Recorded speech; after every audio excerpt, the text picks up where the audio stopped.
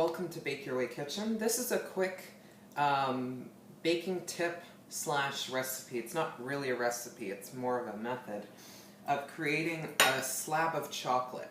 And what I've done here, and you can change the ratio, I've done 3 ounces of white chocolate to 1 ounce, or 2 ounces of, start over.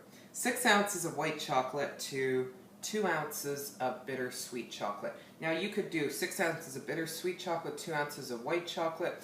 You could just do all of one. You can change the proportions. It's completely up to you. This is just how I do it. So, so 6 ounces, that's probably about 170 grams. 2 ounces, about 56. And what I did was I melted it in the microwave, each in separate bowls after I chopped the chocolate, and I added in a teaspoon each of shortening and added a little bit of salt, just a pinch of salt. So all you really have to do is you get out a cookie sheet, and what we're going to do is we're going to pour the white chocolate first over our designated area. You could put this in a baking dish, like a square baking pan, and put it in the freezer, but it's not necessary. I like to do it on a flat surface. There we go. And using an offset spatula, you can kind of just spread it out. You can make it as thick as you want, thick or thin as you want. There we go. Spreading very nicely, and it's shiny because of the shortening that we added in. If you don't add the shortening, it just doesn't come out the same. So I'm going to leave it like that. Whoops.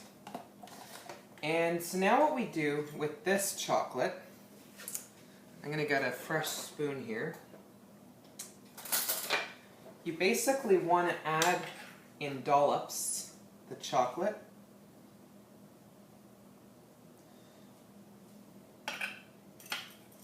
And I gather it all up. You want to, because if you want to do strands of the dark in contrast with the white, you kind of have to do it in dollops. So that's what I'm going to do here.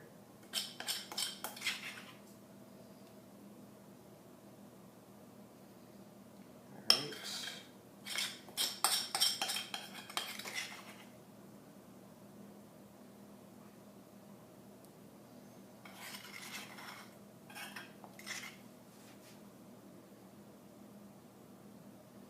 So now, okay, it's as good as we're going to get for now. So now using a knife, you can kind of make streaks of the chocolate. See what I'm doing here?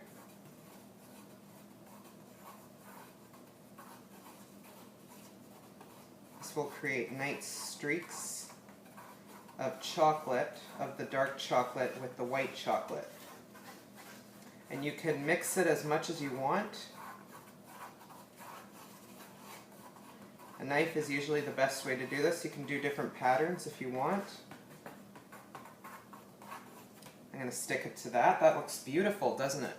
So now as an option, you could add in dried fruit or some nuts. I'll add in just a few nuts just to show you in one specific area. You don't have to. You can leave it plain. It's delicious as it is, but I figure I'd show you.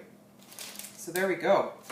So what's next? After you add in anything you want, like dried fruit or nuts or chocolate pieces, all you have to do is put it in the freezer until it sets. Then you can cut it into pieces and you can garnish it with a cake, cakes, or just eat it on its own. So I'll show you some photos once it's done. I'm going to put it in the freezer now. As you can see, it's so easy to make, and it's a great treat.